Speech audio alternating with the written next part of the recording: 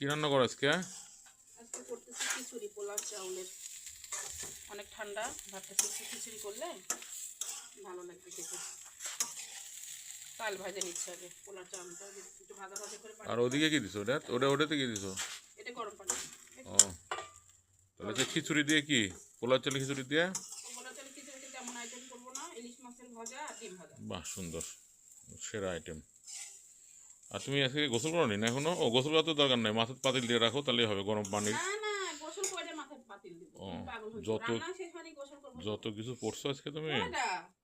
মাত্র 2টা, আর চাদর তো মাথায় পেঁচাইছি।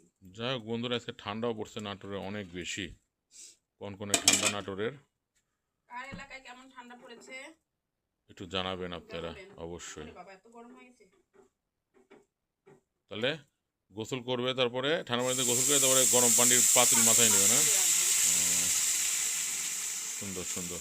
তো ঠিক আছে, তুমি রান্না করো নাকি? হ্যাঁ, রান্না করে গোসল টোসল করে মাথায় পাতিল দাও, আমি আসি। আসো খেয়ে নাও ওকে গরম গরম খিচুড়ি। বন্ধুরা, আল্লাহ হাফেজ, ভালো থাকবে সবাই।